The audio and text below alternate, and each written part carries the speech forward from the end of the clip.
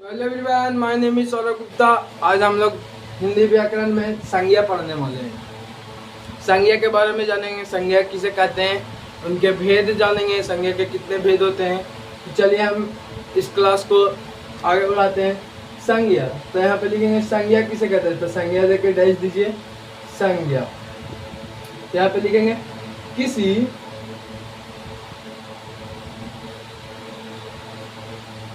चीज, वस्तु, व्यक्ति,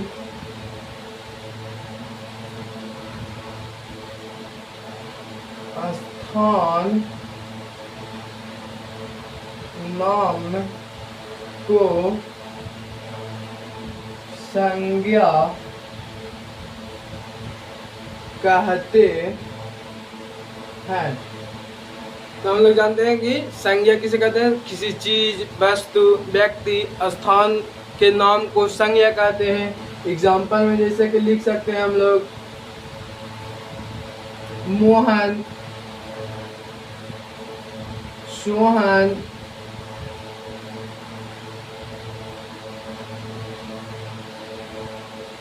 कमलेश। नाम में हो गया, जैसे यहाँ पर लिखे ना संज्ञा में, देखिए यहाँ पर नाम आता है ना, तो नाम में एग्जाम्पल में हो गया। स्थान में देखिए तो दिल्ली, पंजाब, बिहार, ये सब स्थान में हो गया। अब दूसरा देखिएगा वास्तु, वास्तु में देखेंगे तो हो जाएगा कलम, किताब, टेबल, ये सब हो जाएगा वास्तु में। इतना एग्जाम्पल हो गया, और बहुत सारा एग्जाम्पल होता है संज्ञा के, जैसे में हो जाएगा मोहन, सोहन, रमेश, दिनेश, कपिल, फिर दिल्ली, मुंबई, कोलकाता, हरियाणा, चंडीगढ़, ये सब संज्ञा के अंदर आता है। संज्ञा मुख्य रूप से 5 प्रकार के होते हैं। तो लिखते हैं यहाँ पे संज्ञा के मुख्य 5 भेद होता है। संज्ञा के मुख्य 5 भेद होता है। पहला लिख देंगे, पहला होता है व्यक्तिवाचक। व्यक्तिवाचक संज्ञा। दूसरा होता है जातिवाचक संज्ञा। जातिवाचक संज्ञा। तीसरा होता है समूहवाचक संज्ञा।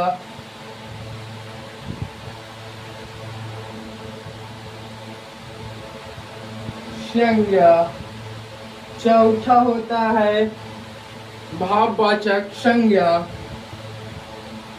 भाववाचक संज्ञा,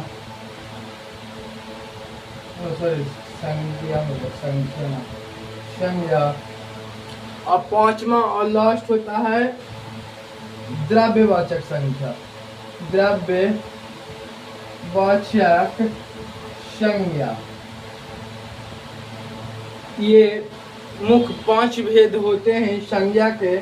जातिवाचक संज्ञा, व्यक्तिवाचक, समूहवाचक, भाववाचक, द्रव्यवाचक, 5 भेद होता है। चलिए इसको उतार लीजिए, फिर हम लोग अगले टॉपिक की ओर बढ़ेंगे, जिसमें पढ़ेंगे व्यक्तिवाचक किसे कहते हैं, जातिवाचक किसे कहते हैं, समूहवाचक, भाववाचक, द्रव्यवाचक किसे कहते हैं, ये समझानेंगे। चलिए इसको साफ कर देते हैं, फिर हम लोग अगला टॉपिक की ओर बढ़ेंगे। चलिए हम लोग बढ़ते हैं अगला टॉपिक की ओर, जिसमें हम लोग पढ़ने वाले हैं पहला व्यक्तिवाचक संज्ञा। यह क्या होता है, इसके बारे में हम लोग जानेंगे। व्यक्तिवाचक संज्ञा किसे कहते हैं, तो इसमें हम लोग जानेंगे जिस संज्ञा से किसी खास व्यक्ति का बोध हो, यानी जिस संज्ञा से किसी खास व्यक्ति का बोध हो, उसे हम लोग व्यक्तिवाचक संज्ञा कहते हैं। तो एग्जाम्पल में देख लीजिए, जैसे हो जाएगा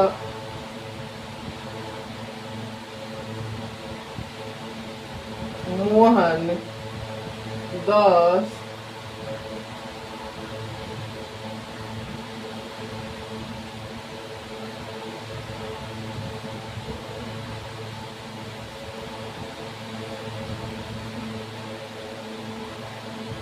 करमचंद गांधी। मोहनदास करमचंद गांधी या किसी खास व्यक्ति का नाम है। दूसरा लाला लाजपत राय। लाला लाजपत राय ये भी किसी खास व्यक्ति का नाम है। दूसरा देखिएगा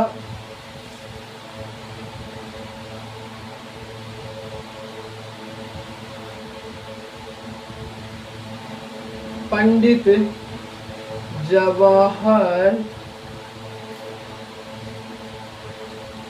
लाल नेहरू, ये भी किसी खास व्यक्ति का नाम है। इसी प्रकार बहुत सारा इत्यादि लिख देते हैं। इस तरह बहुत सारा एग्जाम्पल इसका हो जाएगा। फिर दूसरा आता है, इसी में दूसरा हो जाता है भाववाचक संज्ञा। भाववाचक संज्ञा, हाँ भाववाचक, सॉरी दूसरा आ जाता है कुछ ही, दूसरा आ जाता है जातिवाचक संज्ञा। भाववाचक में जातिवाचक, जातिवाचक संज्ञा। जातिवाचक संज्ञा में देखेंगे तो इसमें लिखेंगे जिस संज्ञा से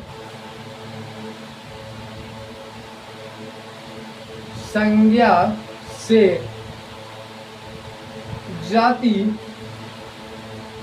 भर का बोध हो, उसे जातिवाचक संज्ञा कहते हैं।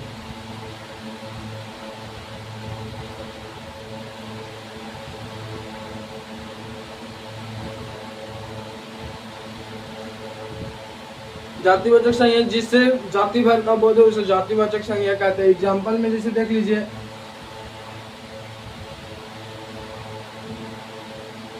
लड़का, लड़का बोलने तो बहुत सारा लड़का आ जाएगा, इसमें पूरा लड़के का खाली जाति रहेगा। इसी प्रकार लड़की,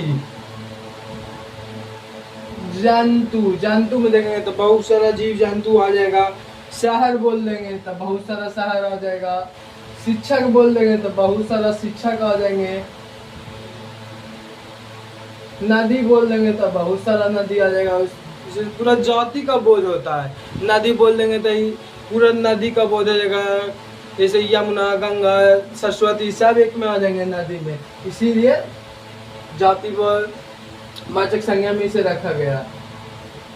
और बहुत सारा होता है इत्यादि। चलिए इसको उतार लीजिए, फिर हम लोग अगला टॉपिक की ओर बढ़ेंगे जिसका नाम है भाववाचक संज्ञा। भाववाचक संज्ञा किसे कहते हैं उसके बारे में जानेंगे। चलिए इसको मिटा देते हैं, फिर हम लोग अगला टॉपिक की ओर बढ़ेंगे। चलिए जैसा कि हम लोग पिछला टॉपिक में पढ़ लिए थे भाववाचक,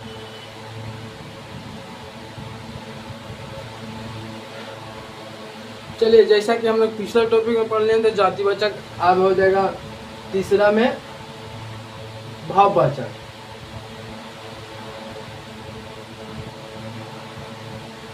संज्ञा,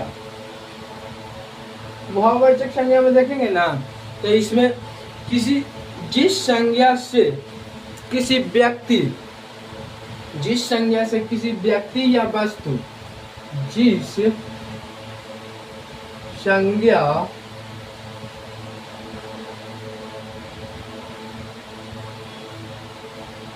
से किसी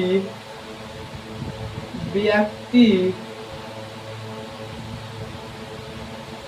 या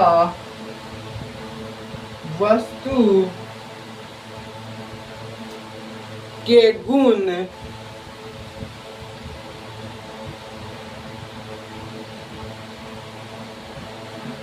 धर्म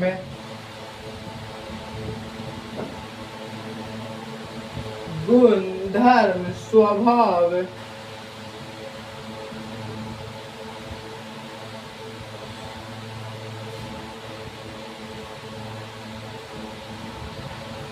का बोध हो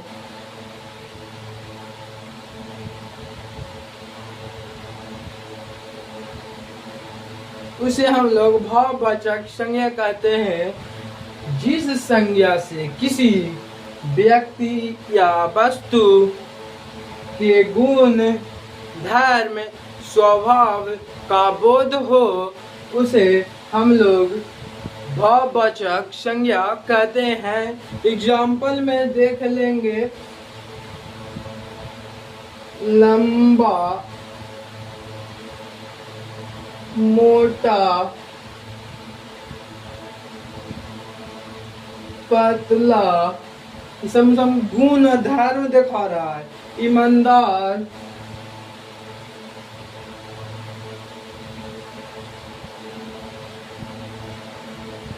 चोर, ये सब देखिए गुण दिखाता है। चलिए फिर हम लोग अगला चौथा की ओर बढ़ेंगे, जिसका हम लोग नाम है द्रव्यवाचक संज्ञा। द्रव्यवाचक संज्ञा किसे कहते हैं? तो द्रव्यवाचक संज्ञा, द्रव्यवाचक संज्ञा हम लोग उसे कहते हैं जिसे मापा या तौला जाता है, उसे हम लोग द्रव्यवाचक संज्ञा कहते हैं। तो लिखते हैं जिसे मापा या तौला जाए उसे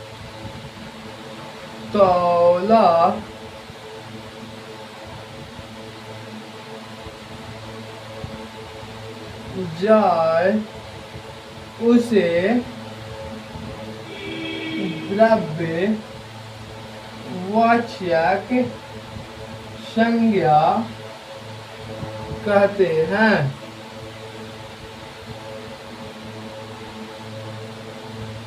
जिसे मापा या तौला जाए उसे हम लोग द्रव्यवाचक संज्ञा कहते हैं। एग्जाम्पल में जैसे देख लीजिए, पानी, पानी भी माप सकते हैं, तेल, तेल भी माप सकते हैं, तौल भी सकते हैं।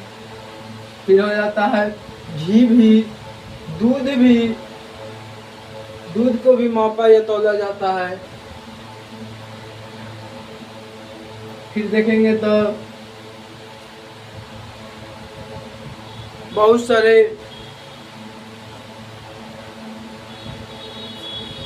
जैसे हो जाएगा सोना, धातु में हो जाता है सोना, चांदी, इस सबको भी तौला या मापा ही जाता है इत्यादि। इसे हम लोग द्रव्यवाचक संज्ञा कहते हैं। चलिए अगला लास्ट टॉपिक और लास्ट संज्ञा का भेद है, जिसका नाम है समूहवाचक संज्ञा। समूहवाचक संज्ञा, समूहवाचक संज्ञा किसे कहते हैं? तो इसमें देखिएगा ना, जिसका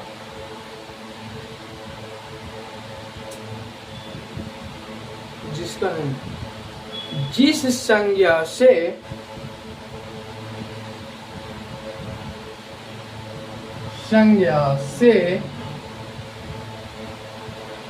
समूह भर का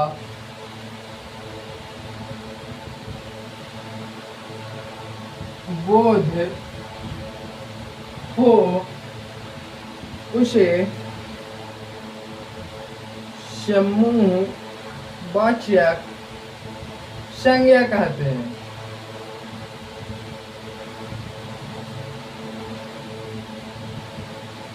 एग्जाम्पल में देख लीजिए समूहवाचक संज्ञा में, अंगूर का गुच्छा,